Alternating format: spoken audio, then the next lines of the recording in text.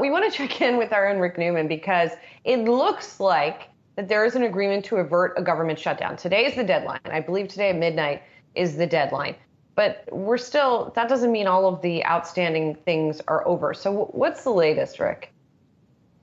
Democratic leaders in both the House and Senate have signaled that they are likely to pass temporary spending bills sometime today, which will get us through probably early December.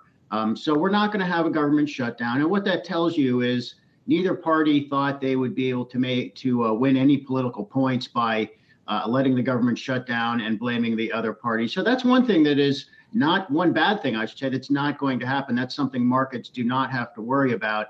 This does not resolve the more serious issue of whether Congress will raise the borrowing limit for the U.S. government. Treasury Secretary Janet Yellen has said that as of about October 18th, the government will not be able to fund everything it owes unless it's allowed to borrow more money. So that is the deadline to look for there.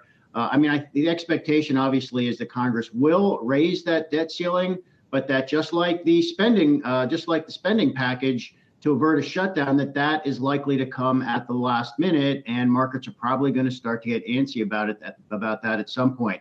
Now, amid all of this, Julie, we have those two big legislative packages, the so-called bipartisan infrastructure package. I'm sorry I'm tumbling over all these multisyllabic words, but there's a lot going on here. And then President Biden's much bigger social welfare and climate change package. The Democrats tried to attach those to a spending bill for the government, but it looks as if neither one of those is likely to pass this week. And there's some political drama over this bipartisan bill, which, the news channels are all filled up with.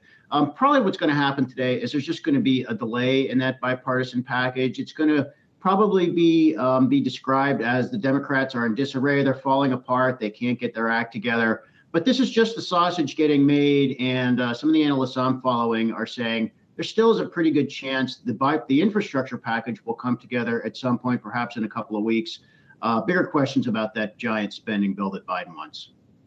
Rick, I was just watching the countdown clock on screen there. You're really just ratcheting up. It's only 14 hours away. Wow. Nonetheless, we have a countdown clock?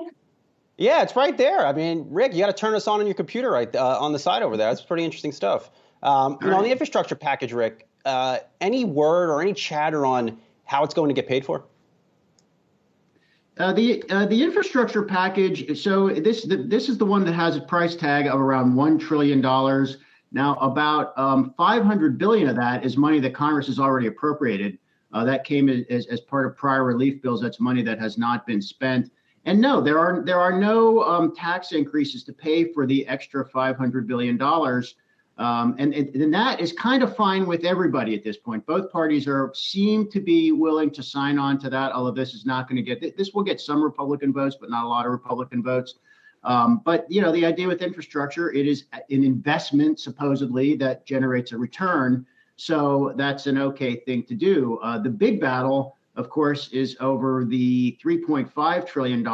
And in order to pay for some of that, that's where the tax increases would come from that are very difficult for Congress to pass. It's going to be a higher corporate income tax, higher income taxes on the wealthy, although not as high as Biden wants in either case, probably. And that's why that one is such a big battle. So that is going to provide a lot of fireworks down the road. Meanwhile, I believe the congressional softball game came back yesterday. Yeah, they took time off from negotiating important matters for the nation to play a baseball game.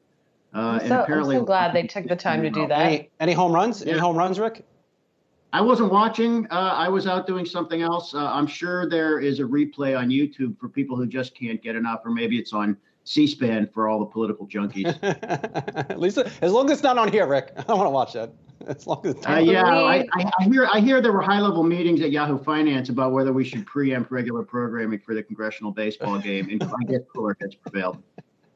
I'm pretty sure that the GOP team won, but I gotta do some more looking into that. Okay, we'll see what actually happens in the congressional chambers if they win there too. And hopefully, for shutdown purposes, maybe they don't.